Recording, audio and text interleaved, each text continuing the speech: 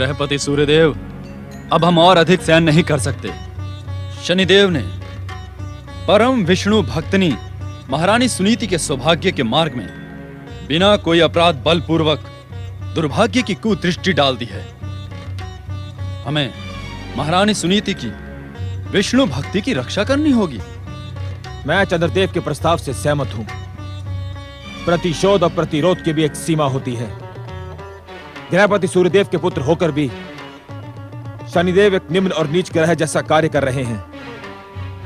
हम सबको जगदीश्वर भगवान विष्णु से प्राप्त अपनी दिव्य शक्तियों के प्रयोग से शनिदेव को उचित उत्तर देना होगा।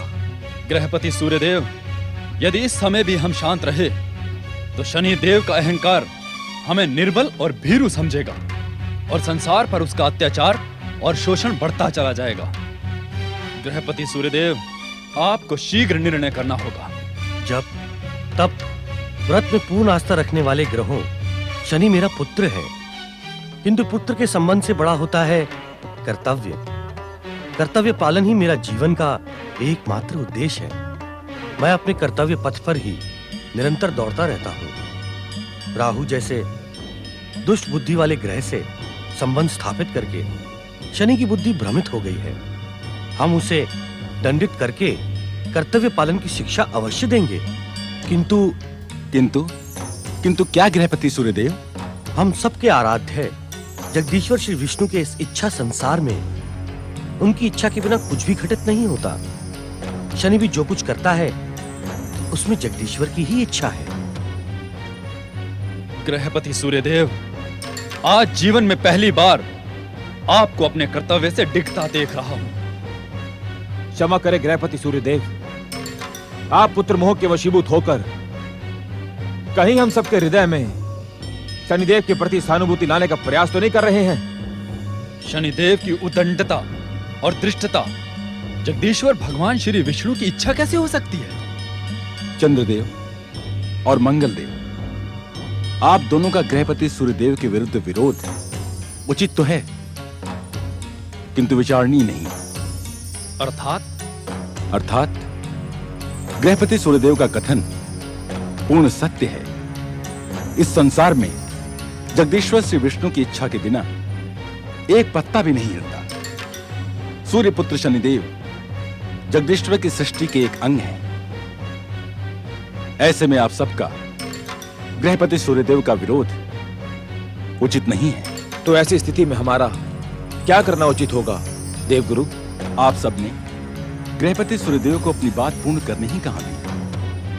कहें सूर्यदेव, हमारा क्या करना उचित होगा? देवगुरु, क्या हम सबका वैकुंठ जाकर जगदीश्वर श्री विष्णु से इस विषय में मार्गदर्शन प्राप्त करना अनुचित होगा? गृहपति सूर्यदेव, आपके इस विचार से मैं असहमत हूं।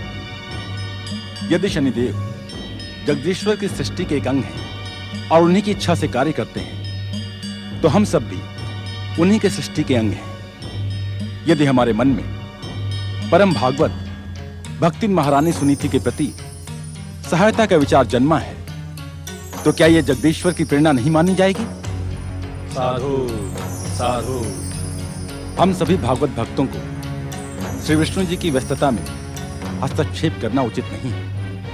यदि हमारे मन में महारानी सुनीति के प्रति सहायता का विचार जन्मा है, तो उसे जगदीश्वर की इच्छा मानकर हमें पूर्ण निष्ठा और समर्पण के साथ शनिदेव की कुदृष्टि से महारानी सुनीति की रक्षा करनी होगी। भगवते वासुदेवाय। ओम नमो अभागन,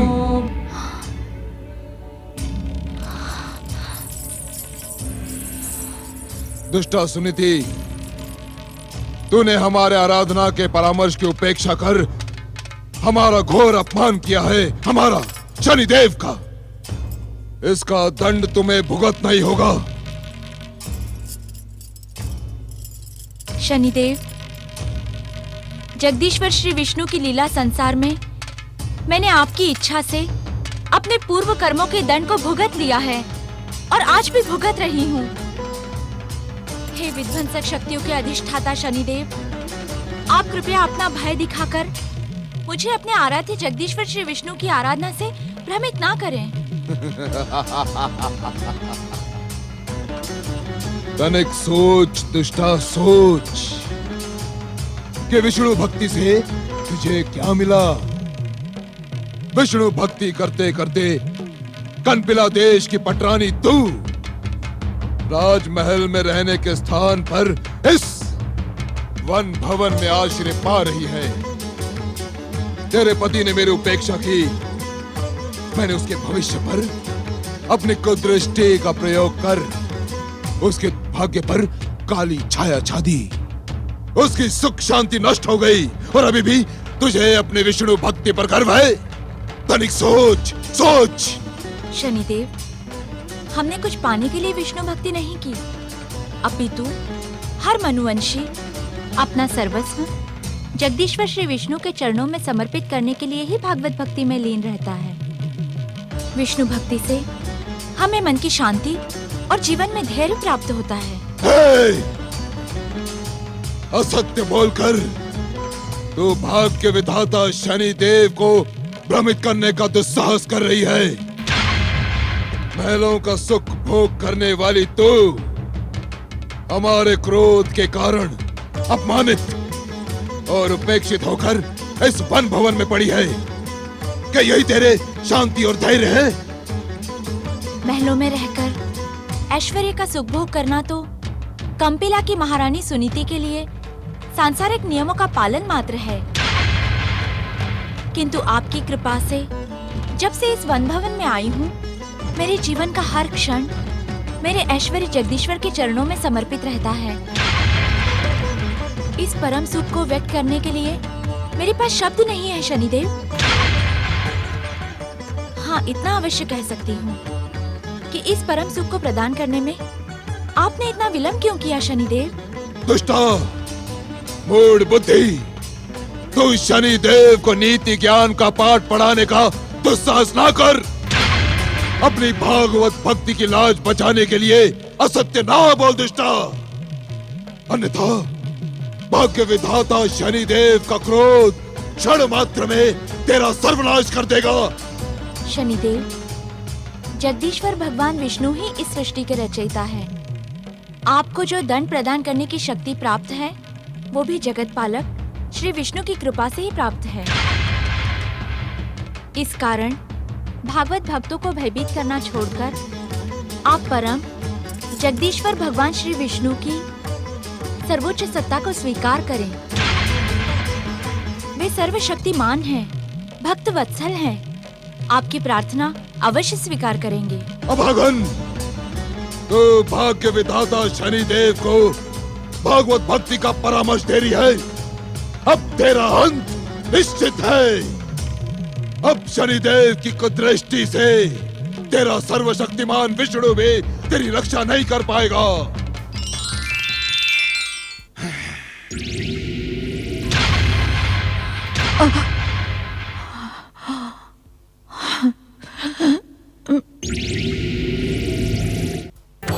ओम नमो भगवते वासुदेवाय। ओम नमो भगवते वासुदेवाय। ओम नमो भगवते वासुदेवाय। ओम नमो भगवते वासुदेवाय।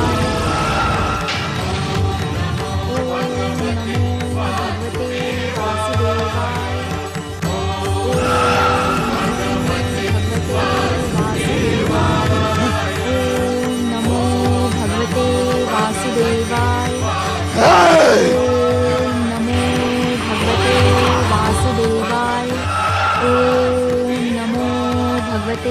वासुदेवाय। ओम नमो भगवते वासुदेवाय। ओम नमो भगवते वासुदेवाय। भागवत भक्तिन की जय हो।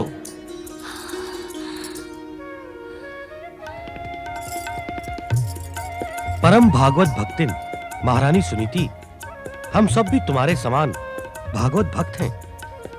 भक्त वत्सल, भगवान विष्णु की अपार कृपा से तुम पर आया भयानक संकट टल गया। गृहपति सूर्यदेव, बृहस्पति जी, मंगलदेव और चंद्रदेव, आप सबके दर्शन पाकर तो सुनीति का जीवन सफल हो गया। मेरे कारण आप सबको कष्ट पहुंचा, मैं आप सबकी क्षमा प्रार्थी हूँ। तुम्हारे कारण हमें कष्ट नहीं पहुंचा महारानी सुनीति, अपितु भागवत सेवा करने का महान अवसर प्राप्त हुआ। तुम धन्य हो महारानी सुनीति, तुम्हारी भागवत भक्ति धन्य है। और जब जब ऐसा कष्टदायक अवसर आएगा, तब तब हम चारों ग्रहों की आपको सहायता अवश्य प्राप्त होगी। तुम्हारा कल्याण हो।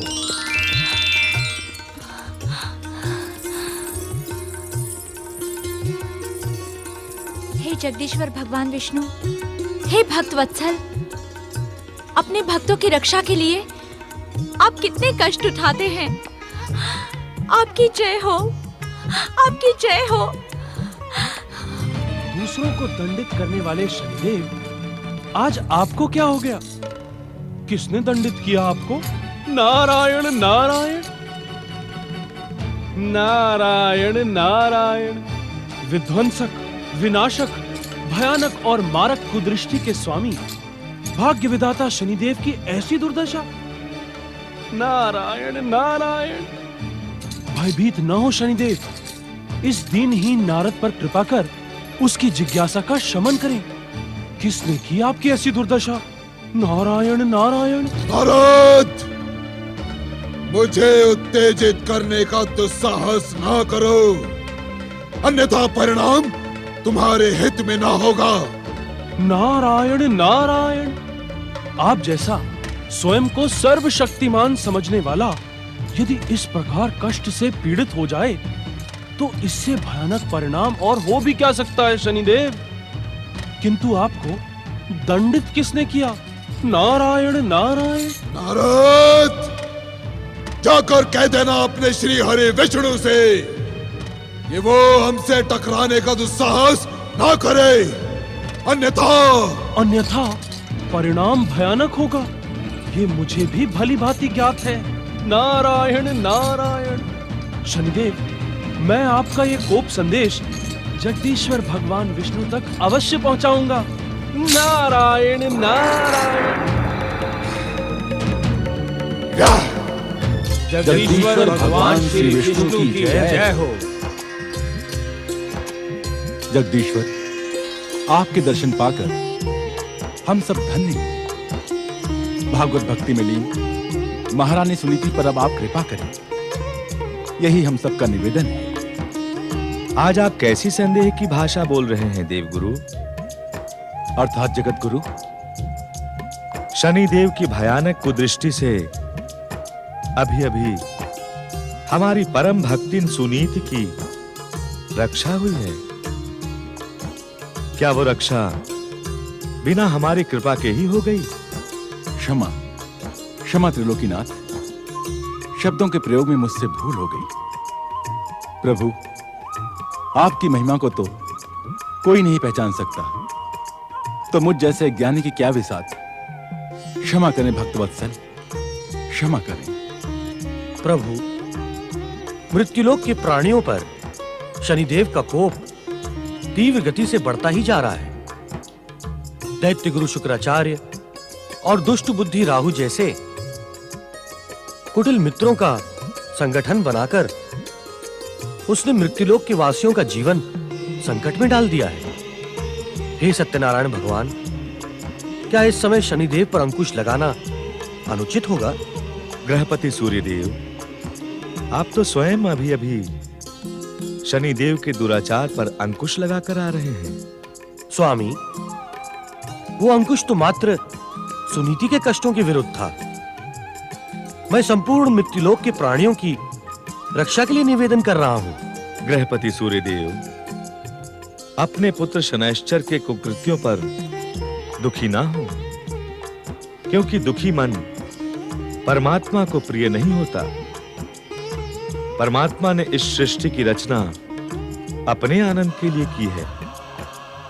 यदि उसकी बनाई हुई आत्मा में दुख व्याप्त होता, तो क्या परमात्मा दुखी नहीं होंगे? क्षमा जगदीश्वर। सूर्यदेव, अपनी भूल की क्षमा मांग लेना एक भक्त का कर्तव्य है, किंतु उससे पूर्व एक बात पर विचार अवश्य करें। किस बात पर भक्तवत्सल? क्या आपकी भूल को स्वयं आपने क्षमा कर दिया है?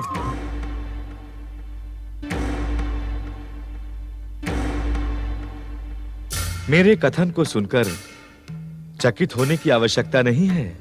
हे जगदीश्वर, आप तो इस समस्त संसार के कारणों के भी कारण हैं। आपकी भाषा के रहस्य को समझना हम जैसे अज्ञानियों के लिए असंभव है। कृपा करके तनिक सरल भाषा में हमारा मार्गदर्शन करें। देवगुरु, आपको भली भांति ज्ञात है कि हर जीवात्मा में परमात्मा का वास होता है। भूल करना जीवात्मा का स्वभाव है, किंतु यदि उसे अपनी भूल की क्षमा अपने शरीर में स्थित परमात्मा से प्राप्त हो जाए तो भविष्य में भूल की संभावना ही समाप्त हो जाएगी। ऐसा क्यों त्रिलोकीनाथ? सूर्यदेव, ऐसा इस कारण कि भविष्य में जब वो जीवात्मा पुनः भूल के मार्ग पर बढ़ेगी तो उसके शरीर में बैठा परमात्मा उसे सत्य का मार्ग दिखाते हुए पिछली भूल का स्मरण अवश्य करवाएगा, जिससे भविष्य में भूल की संभावना ही समाप्त हो जाएगी। हे जगत पालक जगदीश्वर, आपसे परम ज्ञान प्राप्त कर आपका जीवन धन्य हो गया। आपकी जय हो। त्रिलोकीनाथ जगदीश्वर भगवान श्री विष्णु की जय हो, जय हो, जय हो। नारद, तुम शनिदेव का जो संदेश लेकर बैकुंठ में उपस्थित हुए हो, उसका उल्लेख करने की अब तनिक भी आवश्यकता नहीं है। नारायण नारायण। प्रभु, शनिदेव का क्रोध तो सब कुछ भस्म कर देने को उतावला हो रहा है। निश्चिंत रहो नारद, हमारी इच्छा के बिना शनिदेव का क्रोध एक कण को भी भस्म नहीं कर पाएगा। किंतु प्रभु, इस किंतु को अभी भविष्य के गर्भ में छिपा रहने दो। समय के साथ तुम्हें स्वयं इसका उत्तर ज्ञात हो जाएगा।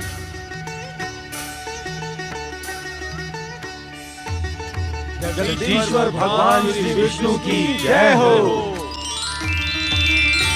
प्रकट हो दैत्य गुरु, प्रकट हो।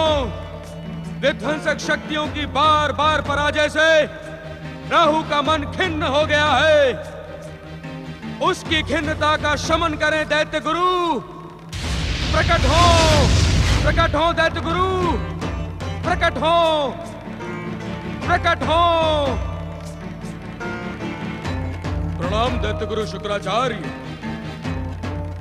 आपकी उद्विग्नता देखकर मुझे इस बात का आभास हो गया है कि जिस बात से हम उद्विग्न हैं, वही बात आपको पीड़ित कर रही है।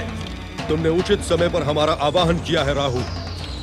वास्तव में विध्वंसक शक्तियों की बार बार पराजय से हमारा मन भी उद्विग्न है। इस पराजय के उत्तरदायी हम और आप नहीं है दैत्य गुरु। हमें भली भांति ज्ञात है राहु कि तुम्हारा संकेत विध्वंसक शक्तियों के अधिष्ठाता शनिदेव की ओर है। हाँ दैत्य गुरु, शनिदेव के अहंकार ने विध्वंसक शक्तियों को बार बार पराजय का विष पीने पर विवश कर दिया है। हर एक का अपमान करना, हर एक को अपने से तुच्छ समझना शनिदेव का स्वभाव बन गया है।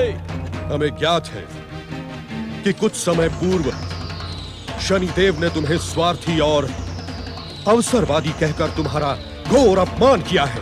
दैत्य गुरु, इस अपमान के कारण मैंने भविष्य में शनिदेव की किसी भी प्रकार की सहायता न करने का निश्चय किया है। दैत्य सेनापति राहु, तुम्हारा ये निर्णय व्यक्तिगत हित और शनिदेव को मर्यादा का पाठ पढ़ाने की दृष्टि से उचित है, किंतु क्या दैत्य गुरु? तुम्हारे इस निर्णय से विध्वंसक शक्तियों की शक्ति क्षीण हो जाएगी और शुभ शक्तियां, दुष्ट देवता और छलिया विष्णु इस अवसर का लाभ उठाने में सफल रहेंगे। दैत्य गुरु, आपकी संकेत भाषा मेरे तनिक भी समझ में नहीं आई। तुम इस सत्य से अपरिचित नहीं हो राहु कि दुष्ट देवता सदैव विध्वंसक शक्तियों के संगठन को छिन्न भिन्न करने को उत्सुक रहते हैं। अपमान तो शनिदेव ने मेरा भी किया है। ये आप क्या कह रहे हैं दैत्य गुरु? मैं सत्य कह रहा हूं राहु। विध्वंसक शक्तियों के अधिष्ठाता शनिदेव ने तो मेरा दैत्य गुरु पद ही संकट में घोषित कर दिया था। अर्थात शनिदेव का अहंकार तो दैत्य गुरु पद पर किसी और को सुशोभित करवाने का इच्छुक है। असंभव! दैत्य गुरु का पद आपको शनिदेव के कृपा से प्राप्त नहीं हुआ, अपितु ये पद दैत्य जाति से अनन्य प्रेम और छलिया विष्णु के दैत्य जाति के विरुद्ध घोर अन्याय के कारण प्राप्त हुआ है। हम और पातालवासी असुर शक्तियां इस महान पद के लिए आपके अतिरिक्त किसी की कल्पना भी नहीं कर सकते। अहंकारी शनिदेव का यह कहने का दुस्साहस कैसे हुआ? शनिदेव के दुस्साहस नहीं तो मेरे मन की दुविधा को झकझोर डाला था। हर ओर से निराश, हताश और उदास होकर हमने अपने मन की दुविधा के शमन के लिए दैत्यों के आराध्य भगवान शिव से प्रार्थना की। तो क्या भगवान शिव ने आपकी उद्विग्नता का शमन किया? आशुतोष भगवान शिव को सच्चे मन से याद करने वाला कभी निराश नहीं होता। इसीलिए तो वो भोलेनाथ है। भगवान शिव जीव जाति, धर्म और पद से नहीं अपितु कर्म से प्रेम करते हैं। क्या कहा भोलेनाथ ने? दैत्य सेनापति राहु, भगवान भोलेनाथ ने भक्ति का दिव्य ज्ञान प्रदान करते हुए कहा कि सतयुग भक्ति प्रधान समय है। इस युग में भक्ति और श्रद्धा दोनों की महानता विकसित होगी। अर्थात इस समय विध्वंसक शक्तियां युग परिवर्तन की धैर्य के साथ प्रतीक्षा करें। कब होगा यह युग परिवर्तन दैत्य गुरु? उत्तेजित न हो राहु।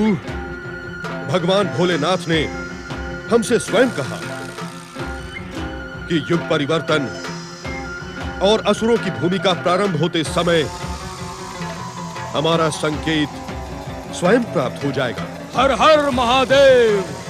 राहु, हमें शिव कृपा पर पूर्ण विश्वास है, किंतु हमें शनिदेव के अहंकार का कुछ न कुछ उपाय तो करना ही होगा दैत्य गुरु। प्रतीक्षा करो राहु। प्रियव्रत अपने पिता सूर्यदेव और अन्य ग्रहों से पराजित होकर शनिदेव का अहंकार अवश्य खंडित होगा। नहीं दैत्य गुरु, नहीं। मैं आपकी इस बात से सहमत नहीं हूँ। तुम क्या कहने के इच्छुक हो? पराजित होकर अहंकार खंडित हो जाने वाला तत्व नहीं है। अर्थात का उदाहरण आपके सामने खड़ा है। छलिया विष्णु के चक्र सुदर्शन से अपना मस्तक कटवाने के पश्चात भी क्या दैत्य सेनापति राहु का अहंकार खंडित हुआ? क्या वैकुंठ के महासम्मेलन में उसी छलिया विष्णु द्वारा अपना घोर अपमान करवाने के पश्चात आज तक आपका अहंकार खंडित हुआ? राहु, सत्य को सुनकर उत्तेजित ना हो दैत्य गुरु। इस बार बार की पराजय से शनिदेव का अहंकार खंडित होने के स्थान पर और अधिक विध्वंसक हो जाएगा।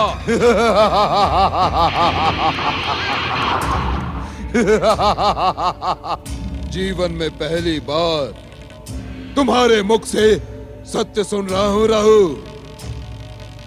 शनिदेव का प्रतिशोध और प्रतिरोध कभी थमने का नाम नहीं लेता।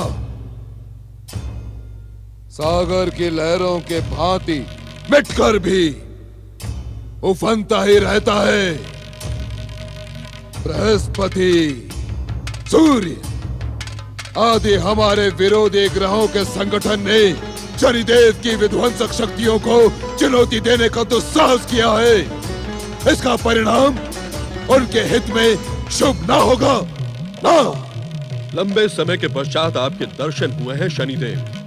शुक्राचार्य, शनिदेव इस समय आपको अपने दर्शनों से कृतार्थ करने नहीं आए हैं, अपितु आपको ये बताने आए हैं कि आप हमारी पराजय से प्रसन्न होकर उत्सव ना बनाएं, ना। आप अन्यथा सोच रहे हैं शनिदेव। आपकी पराजय से हम दुखी हैं। सत्य तो यह है कि यह पराजय आपकी नहीं, अपितु विध्वंसक शक्तियों के संगठन की है, और इसके उत्तरदायी हम सब हैं। आपने शनिदेव के मन को प्रसन्न कर दिया शुक्राचार्य।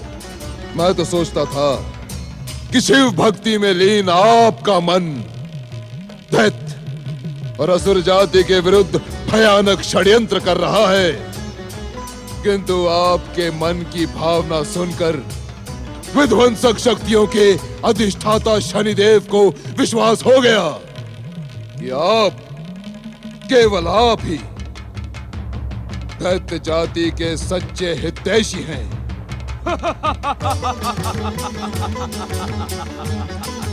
और मेरे विषय में आपके क्या विचार हैं शनिदेव? स्वार्थ की साधना कर अवसर पर घात लगाने वाले राहु के विषय में मेरे विचार बार बार नहीं बदलते। अर्थात ये कि राहु के स्वभाव को भली भांति ज्ञात करने वाले शनिदेव राहु के विषय में विचार करना अपना समय नष्ट करना समझते हैं। शनिदेव, मैं एक निवेदन करने का इच्छुक हूं। अवश्य अवश्य शुक्राचार्य, अवश्य। आज आप एक नहीं अनेक निवेदन कर सकते हैं, क्योंकि आज आपने शनिदेव के मन को प्रसन्न किया है। कहें शुक्राचार्य, क्या कहने के इच्छुक हैं? शनिदेव, यह सतयुग भक्ति प्रधान युग है, और इस युग में भक्ति और श्रद्धा की महानता ही विकसित होगी। हाँ? तो क्या हम आपकी भांति शिव आराधना में लीन हो जाएं शुक्राचार्य? ओम नमः शिवाय और ओम नमो नारायणाय का जाप करें। हाँ? यदि आप ऐसा कर सकें तो आपका जीवन धन्य हो जाएगा शनिदेव, किंतु आप ऐसा कर नहीं सकेंगे। इसलिए मेरा आपसे विनम्र निवेदन है कि विध्वंसक शक्तियां आपसी मतभेद भुलाकर एक दूसरे पर विश्वास करते हुए, एक दूसरे का सम्मान करते हुए युग परिवर्तन की प्रतीक्षा करें। प्रतीक्षा करना शनिदेव का स्वभाव नहीं शुक्राचार्य। इस संसार का समस्त राग, द्वेष, छल, कपट, नीति, अनीति, कुनीति, दृष्टि, कुदृष्टि, धा, ईर्ष्या को आश्रय प्रदान करने वाले शनिदेव को यह अहंकार तो है कि प्रतीक्षा और धैर्य जैसे तत्व शनिदेव को स्पर्श भी नहीं कर सकते। इसका परिणाम बार बार आपके सामने आ रहा है शनिदेव। हाँ? परिणामों से भयभीत होकर भीरुओं की भांति शनिदेव अपनी विध्वंसक, विनाशक, भयानक और मारक दृष्टि का प्रयोग विष्णु भक्तों के विरुद्ध स्थगित कर दे। हम स्थगित का परामर्श नहीं दे रहे हैं शनिदेव। परामर्श देने का दुस्साहस ना कर रहू। निवेदन कर, निवेदन, प्रार्थना कर, प्रार्थना, क्योंकि परामर्श में आदेश की भाषा रहती है जो शनिदेव को तनिक भी प्रिय नहीं। विध्वंसक शक्तियों के अधिष्ठाता शनिदेव, हम आपकी इस बात से सहमत हैं कि यदि विध्वंसक शक्तियां इस समय शांत रहकर प्रतीक्षा करने लगीं, तो छलिया विष्णु और दुष्ट देवता इस अवसर का लाभ उठाने से नहीं चूकेंगे। हमें अपनी संगठित विध्वंसक शक्ति से विष्णु भक्तों को पराजित करना है। किंतु कहकर रुक क्यों गए शुक्राचार्य? कहें, क्या कहने के इच्छुक हैं? शनिदेव, हमारे मन में एक दुविधा उत्पन्न हुई है। दुविधा? कैसी दुविधा शुक्राचार्य? शनिदेव, हमारे आराध्य भगवान शिव ने हमें स्वयं कहा कि युग परिवर्तन होने तक प्रतीक्षा करें, और एक शिव भक्त होने के कारण मेरे मन में यह दुविधा जन्मी है कि मैं शिव आज्ञा का पालन करूं अथवा विध्वंसक शक्तियों के संगठन को सक्रिय सहयोग प्रदान करूं। अपनी इस दुविधा का शमन आपको स्वयं करना होगा शुक्राचार्य, स्वयं। शनिदेव और विध्वंसक शक्तियां आपके सक्रिय सहयोग से अवश्य प्रसन्न हो सकती है, किंतु सहयोग ना मिलने पर इनके प्रहार और अभियान की शक्ति पर तनिक भी प्रभाव नहीं पड़ेगा शुक्राचार्य। शनिदेव, आप विध्वंसक शक्तियों के अधिष्ठाता हैं। मैं आपकी विध्वंसक शक्तियों से भाली भांति परिचित हूं, किंतु आवश्यकता और विध्वंसक शक्तियों के संगठन के सदस्य होने के कारण मेरी आत्मा मुझे धिक्कार रही है और पुकार पुकार कर कह रही है कि भृगु पुत्र शुक्राचार्य, अपने निर्धारित कर्तव्य का पालन कर। एक लंबे समय के पश्चात विध्वंसक शक्तियों को आपने अपना सक्रिय सहयोग देने का जो निर्णय किया है, हम उसकी प्रशंसा करते हैं शुक्राचार्य। हाँ, और मेरे विषय में क्या आज्ञा है शनिदेव? दैत्य गुरु शुक्राचार्य के निर्णय के पश्चात दैत्य सेनापति राहु के कर्तव्य स्वयं ही निश्चित हो गए हैं। हम तीनों ने मिलकर विरोधी शक्तियों, दुष्ट देवताओं और छलिया विष्णु को अपनी शक्ति का आभास करवाना है। दैत्य गुरु शुक्राचार्य, दैत्य सेनापति राहु, हमें भली भांति ज्ञात है कि उत्तानपाद की पहली पत्नी सुनीति के गर्भ से जो बालक जन्म लेगा वो इस संसार में विष्णु भक्ति का एक नया अध्याय रचेगा। किंतु हमें अपने सामूहिक प्रयास से सुनीति के गर्भ को खंडित करना है। अवश्य, अवश्य, ऐसा ही होगा।